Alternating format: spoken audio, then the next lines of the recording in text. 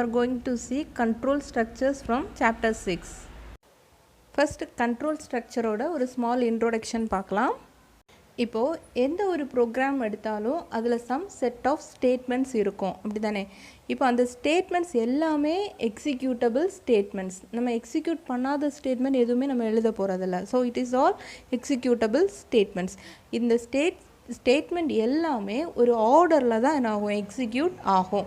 அது என்ன ஆர்டரில் எக்ஸிக்யூட் ஆகுது, அந்த கண்ட்ரோல் ஃப்ளோ ஆஃப் கண்ட்ரோல் எப்படியெல்லாம் மாறுது, என்னென்ன ஸ்டேட்மெண்ட்ஸ் நம்ம யூஸ் பண்ண போகிறோம் அதை தான் இங்கே பார்க்க போகிறோம்.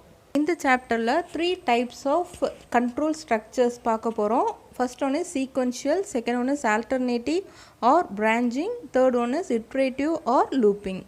இப்போ ஒரு ப்ரோக்ராம் எக்ஸிக்யூட் பண்ணும்போது சீக்வென்ஷியலாக ஒன் ஆஃப்டர் அனதர், ஒரு ஸ்டேட்மெண்ட் முடித்ததும் அடுத்த ஸ்டேட்மெண்ட், அந்த மாதிரி சீக்வென்ஷியலாக எக்ஸிக்யூட் பண்ணுது அப்படின்னா அதை தான் என்ன சொல்கிறோன்னா சீக்வென்ஷியல் ஸ்டேட்மெண்ட் சொல்கிறோம். நெக்ஸ்ட் ஸ்டேட்மெண்ட் பார்த்தீங்கன்னா, இப்போ ஒரு ப்ரோக்ராம் எக்ஸிக்யூட் பண்ணிகிட்டே வரீங்க, பேஸ்ட் ஆன் ஏ கண்டிஷன் நமக்கு சம் செட் ஆஃப் ப்ரோக்ராம் வேண்டாம் அப்படின்னா, சம் செட் ஆஃப் ஸ்டேட்மெண்ட் நமக்கு வேண்டாம் அப்படின்னா நம்ம அதை ஸ்கிப் பண்ணிக்கலாம். ஸோ இதை தான் என்ன சொல்கிறோன்னா ஆல்டர்னேட்டிவ் அல்லது பிரான்ச்சிங் ஸ்டேட்மெண்ட் சொல்கிறோம். தேர்ட் ஸ்டேட்மெண்ட் பார்த்தீங்கன்னா, இப்போ ஒரு ப்ரோக்ராம் எக்ஸிக்யூட் பண்ணிகிட்ருக்கோம், அதில் ஒரு பர்டிகுலர் ஸ்டேட்மெண்ட்ஸ் மட்டும் நமக்கு ரிப்பீட்டடாக எக்ஸிக்யூட் பண்ணணும் அப்படின்னா நம்ம வந்து இட்ரேஷன் அல்லது லூப்பிங் டெக்னிக் யூஸ் பண்ணலாம். These are the 3 types of control structures. இதை டீட்டெயிலாக பார்க்கலாம். இப்போது கண்ட்ரோல் ஸ்ட்ரக்சரோட டெஃபினிஷன் பார்க்கலாம்.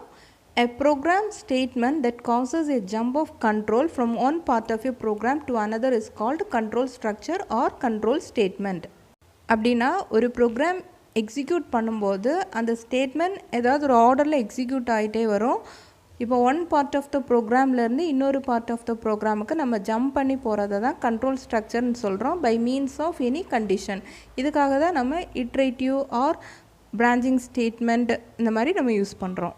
Next 3 important control structures already பார்த்துட்டோம். Sequential, alternative or branching, iterative or looping. One by one பார்க்கலாம்.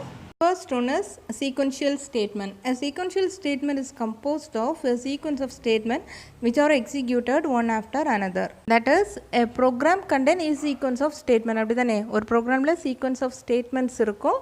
ஸோ அந்த statement one by one after another ஸ்டேட்மெண்ட்டாக எக்ஸிக்யூட் பண்ணுறதான் சீக்வென்ஷியல் ஸ்டேட்மெண்ட். இதில் எந்த பிரான்ச்சிங்கோ எந்த லூப்பிங்கோ எதுவுமே இருக்காது. ஜஸ்ட் டாப் டு பாட்டம் என்னென்ன இருக்கோ ஒன் பை ஒன்னாக எக்ஸிக்யூட் பண்ணும். ஒன் எக்ஸாம்பிள், இதில் ஒரு ப்ரோக்ராமில் கொடுத்துருக்க ரெண்டு ஸ்டேட்மெண்ட் உங்களுக்கு மென்ஷன் பண்ணியிருக்காங்க. print hello this is Shyam, print 43 second lane North Car Street TN. So இந்த ஸ்டேட்மெண்ட் எக்ஸிக்யூட் பண்ணும்போது ஃபர்ஸ்ட்டு ஹெலோ அந்த ஸ்டேட்மெண்ட் எக்ஸிக்யூட் ஆகும், செகண்ட் அந்த அட்ரஸ் பிரிண்ட் பண்ணுற ஸ்டேட்மெண்ட் எக்ஸிக்யூட் ஆகும். ஸோ சீக்வென்ஷியலாக ஒன் ஆஃப்டர் அனதர் எக்ஸிக்யூட் பண்ணும். ஸோ இதை தான் என்ன சொல்கிறோன்னா சீக்வென்ஷியல் ஸ்டேட்மெண்ட் சொல்கிறோம். ஒன்று alternative or branching statement. Alternative அல்லது பிரான்ச்சிங் ஸ்டேட்மெண்ட் அப்படின்னா, இப்போ ஒரு ப்ரோக்ராம் எக்ஸிக்யூட் பண்ணிட்டு வரும்போது நமக்கு நிறைய ஸ்டேட்மெண்ட்ஸ் இருக்கும். ப்ரோக்ராம்னாலே செட் ஆஃப் ஸ்டேட்மெண்ட்ஸ் தான். அந்த ஸ்டேட்மெண்ட்ஸில் நமக்கு ஏதாவது ஸ்டேட்மெண்ட்ஸ் நமக்கு தேவையில்லை அப்படின்னா அதை நம்ம ஸ்கிப் பண்ணலாம் by means of a condition. அந்த கண்டிஷன் யூஸ் பண்ணி நம்ம ஸ்கிப் பண்ணிக்கலாம். ஸ்கிப் பண்ணிவிட்டு நம்ம இன்னொரு அடுத்த ஸ்டேட்மெண்ட்டை எக்ஸிக்யூட் பண்ணலாம். இதை தான் என்ன சொல்கிறோன்னா ஆல்டர்னேட்டிவ் ஆர் பிரான்ச்சிங் ஸ்டேட்மெண்ட் சொல்கிறோம். ஃபார் எக்ஸாம்பிள், இப்போது லைஃப்பில் நமக்கு ஒரு கோலை அச்சீவ் பண்ணணும் அப்படின்னா நமக்கு வந்து அதுக்காக நிறைய வழி இருக்கும். ஸோ அந்த நிறைய வழியில் நமக்கு நம்ம சிச்சுவேஷனுக்கு ஏற்ற மாதிரி நமக்கு எது மேட்சிங்காக இருக்கோ அந்த வழியில் போய் நம்ம என்ன பண்ணலாம், கோலை அச்சீவ் பண்ணலாம். ஸோ இதில் வந்து நமக்கு மீதி இருக்கிற பாத்தை வந்து நம்ம என்ன பண்ணலாம், ஸ்கிப் பண்ணலாம். ஸோ நம்ம கண்டிஷனுக்கு நம்ம சிச்சுவேஷனுக்கு ஏற்ற மாதிரி எது இருக்கோ அதில் அந்த வழியாக நம்ம போய் என்ன பண்ணலாம், நம்ம கோலை வந்து அச்சீவ் பண்ணலாம். பைத்தானில் 3 டைப்ஸ் ஆஃப் பிரான்ச்சிங் ஸ்டேட்மெண்ட்ஸ் கொடுத்துருக்காங்க. Simple if statement, if else statement, if else if statement.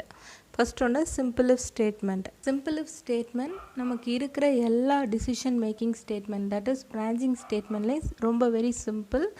இதில் வந்து பேஸ்ட் ஆன் த கண்டிஷன் நமக்கு செட் ஆஃப் ஸ்டேட்மெண்ட் வந்து எக்ஸிக்யூட் ஆகும். இந்த கண்டிஷன் நம்ம எப்படி கொடுக்குறோன்னா, நம்ம already relational operator, logical operator பார்த்துருக்கோம். ஸோ அந்த ரிலேஷ்னல் எக்ஸ்ப்ரெஷன் அல்லது லாஜிக்கல் எக்ஸ்ப்ரெஷனில் நம்ம அந்த கண்டிஷன் வந்து நம்ம கொடுப்போம். சிம்பிள் இஃப் ஸ்டேட்மெண்ட்டோட சின்டாக்ஸ் பாருங்கள். If condition then statement black. பார்த்தீங்க அப்படின்னா இப்போ இஃப் கண்டிஷன், அந்த கண்டிஷனில் நம்ம என்ன கொடுக்குறோமோ அது ட்ரூவாக இருந்தால் மட்டும்தான் இந்த ஸ்டேட்மெண்ட் பிளாக் வந்து எக்ஸிக்யூட் ஆகும். அப்படி இல்லைன்னா it will come to the next statement after the statement black. See this example. இப்போ எக்ஸ்ன்னு ஒரு வேரியபிள் எடுக்கிறோம். அதில் என்ன அசைன் பண்ணுறோம் அப்படின்னா int input of enter your age. ஒரு இன்புட் ஸ்டேட்மெண்ட், இன்புட் ஃபங்க்ஷன் வந்து நம்ம கொடுத்துருக்கோம். ஸோ அதில் என்டர் யுவர் ஏஜ். இப்போது ரன் டைமில் என்டர் யுவர் ஏஜ் அப்படின்னு கேட்கும்போது நம்ம 34 அப்படின்னு கொடுக்குறோம். ஸோ இப்போ கண்டிஷன் செக் பண்ணுறோம். If X is greater than 18, that இப்போ எக்ஸோட வேல்யூ என்ன 34. இப்போ 34 இஸ் கிரேட்டர் தேன் 18 செக் பண்ணுறோம். The condition is true or false. True அப்படி தானே.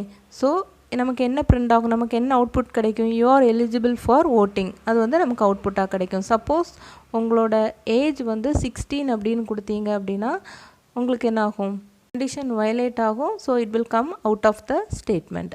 ஸோ கண்டிஷன் ட்ரூவாக இருந்தால் மட்டும் பிளாக் வந்து எக்ஸிக்யூட் ஆகும். Second one is if else statement. The if else statement provides control to check the true block as well as the false block. If else ஸ்டேட்மெண்ட்டில் condition ட்ரூவாக இருந்தால் ஸ்டேட்மெண்ட் பிளாக் 1 எக்ஸிக்யூட் ஆகும். அதுவே condition ஃபால்ஸாக இருந்தால் நமக்கு இன்னொரு ஸ்டேட்மெண்ட் பிளாக் 2 வந்து எக்ஸிக்யூட் ஆகும். இது syntax if condition statement block 1 else statement block 2. For example இப்போ ஆல்ரெடி பார்த்த எக்ஸாம்பிளில் இப்போ ஏஜ் என்டர் பண்ணுறோம். இப்போ கண்டிஷன் செக் பண்ணுறோம். ஏஜ் வந்து கிரேட்டர் தேன் 18 பார்க்குறோம். ட்ரூவாக இருந்தால் you are eligible for vote அப்படின்னு பிரிண்ட் பண்ணலாம். ஃபால்ஸாக இருந்தால் you are not eligible for vote அப்படின்னு பிரிண்ட் பண்ணலாம். ஸோ இதில் ஒரே ஒரு கண்டிஷன் ட்ரூவாக இருந்தால் ஸ்டேட்மெண்ட் பிளாக் 1, எல்ஸ் இல்லை அப்படின்னா ஸ்டேட்மெண்ட் பிளாக் 2 வந்து எக்ஸிக்யூட் ஆகும். இஃப் ஸ்டேட்மெண்ட்டோட ஃப்ளோ சார்ட் பாருங்கள். First entry. இந்த இஃப் ஸ்டேட்மெண்ட்டில் என்ட்ரி ஆகிறோம். ஃபஸ்ட்டு கண்டிஷன் செக் பண்ணுறோம். இந்த கண்டிஷன் ட்ரூவாக இருந்தால் ஸ்டேட்மெண்ட் பிளாக் 1 எக்ஸிக்யூட் ஆகும். சப்போஸ் கண்டிஷன் ஃபால்ஸாக இருந்தால் ஸ்டேட்மெண்ட் பிளாக் 2 எக்ஸிக்யூட் ஆகும். ஸோ எதுவாக இருந்தாலும் ஏதாவது ஒரு ஸ்டேட்மெண்ட் தான் எக்ஸிக்யூட் ஆகும். Then exit. இது எக்ஸாம்பிள். ஒரு வேரியபிள் எடுக்கிறோம் ஏ. அதில் என்ன அசைன் பண்ணுறோம் அப்படின்னா ஒரு integer value input of enter any number, ஏதாவது ஒரு இன்டிஜர் வேல்யூ அசைன் பண்ணுறோம். For example enter any number அப்படின்னு ரன் டைமில் கேட்கும்போது நம்ம 56 அப்படின்னு கொடுத்தோன்னா இப்போ ஏயோட value 56. So if condition check பண்ணுறோம். If A modulus division 2 equal to 0. Modulus டிவிஷன்னா என்ன, it return the remainder value. இப்போ அந்த ரிமைண்டர் 0வாக இருந்தால் ஏ வந்து என்ன ஈவன் நம்பர். அப்படி இல்லை அது வந்து 1 அப்படின்னா ஏ இஸ் அன் ஆட் நம்பர் அப்படின்னு பிரிண்ட் ஆகும். சப்போஸ் இப்போ நீங்கள் என்டர் எனி நம்பர் அதில் 67 அப்படின்னு கொடுத்தீங்கன்னா 67 2ஆல் டிவைட் பண்ணி பார்ப்போம். So condition A modulus division 2 that is equal to 0 வராது 1 வரும். ஸோ கண்டிஷன் ஃபால்ஸ் ஆகுது. ஸோ நமக்கு எல்ஸ் பார்ட் எக்ஸிக்யூட் ஆகும். So A is an add number அப்படின்னு பிரிண்ட் ஆகும். ஸோ இஃப் எல்ஸ் ஸ்டேட்மெண்ட்டில் நமக்கு 2 ஸ்டேட்மெண்ட் பிளாக் இருக்குது. ஸோ கண்டிஷனை பேஸ் பண்ணி ஏதாவது ஒரு ஸ்டேட்மெண்ட் பிளாக் தான் என்ன ஆகும், எக்ஸிக்யூட் ஆகும். நெக்ஸ்ட் இஃப் எல்ஸ் ஸ்டேட்மெண்ட்டோட ஆல்டர்னேட்டிவ் மெத்தட் பார்க்கலாம். இப்போ அதில் வந்து நம்ம மல்டிபிள் ஸ்டேட்மெண்ட் இருந்துச்சு. இதில் வந்து நம்ம சிங்கிள் ஸ்டேட்மெண்ட்லேயே இஃப் எல்ஸ் ஸ்டேட்மெண்ட் எப்படி எழுதலான்னு பார்க்கலாம். இது நம்ம ஆல்ரெடி ஆப்ரேட்டர்ஸ் படிக்கும்போது, பைத்தான் ஆப்ரேட்டர்ஸ் படிக்கும்போது படிச்சிருக்கோம். That is one conditional operator, ternary operator. Same thing தான் இங்கே ரிப்பீட் ஆகும். நோட் பண்ணிக்கோங்க. சின்டாக்ஸ் பாருங்கள். Variable equal to variable 1 if condition else variable 2. இதில் இஃப் கண்டிஷன் மட்டும் ஃபஸ்ட்டு செக் பண்ணுங்கள். ஸோ இந்த கண்டிஷன் ட்ரூவாக இருந்தால் லெஃப்ட் ஹேண்ட் சைடு இருக்கிற வேரியபிள் 1 அந்த பிளாக் வந்து எக்ஸிக்யூட் ஆகும். அல்லது வேரியபிள் 2ல் என்ன கொடுத்துருக்கோமோ அது வந்து எக்ஸிக்யூட் ஆகும். ஸோ அந்த எக்ஸிக்யூட் ஆகி வர ரிசல்ட் வந்து அந்த வேரியபிளில் வந்து அசைன் ஆகும். எக்ஸாம்பிள் பாருங்கள். சேம் ஆட் ஆர் ஈவன் கண்டுபிடிக்கிற எக்ஸாம்பிள் தான். ஸோ இதில் ஏ ஒரு வேரியபிள் எடுத்திருக்கோம். ஸோ அதில் என்டர் எனி நம்பர் அப்படின்னு ஒரு இன்புட் கெட் பண்ணுறோம். ஸோ இதில் ஃபஸ்ட்டு 3 அப்படின்னு ஒரு நம்பர் கெட் பண்ணுறோம். இஃப் எல்ஸ் ஸ்டேட்மெண்ட் பாருங்கள். X equal to even if A modulus division 2 equal to 0 else odd. இப்போ ஏவோட வேல்யூ 3. A modulus division 2 equal to 0 பார்க்குறோம். Condition falls. ஸோ ஃபால்ஸ்ன்னு சொல்லும்போது ஆடுங்கிற அந்த ஸ்ட்ரிங் தான் என்ன ஆகும், எக்ஸில் ஸ்டோர் ஆகும். ஸோ டிஸ்பிளே பண்ணும்போது print A is X. So A is எக்ஸில் இப்போ என்ன இருக்குது, ஆடுங்கிற அந்த ஸ்ட்ரிங் இருக்குது. ஸோ ஏ இஸ் ஆட் அப்படிங்கிறது பிரிண்ட் ஆகும். Next one is nested if else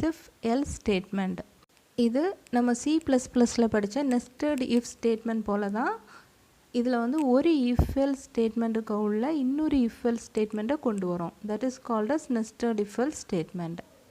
இதோட சின்டாக்ஸ் பாருங்கள். if condition 1 statement block 1 else if condition 2 statement block 2 else statement block n. இதில் கண்டிஷன் 1 செக் பண்ணுறோம். ட்ரூவாக இருந்தால் மட்டும் ஸ்டேட்மெண்ட் பிளாக் 1 எக்ஸிக்யூட் ஆகும்.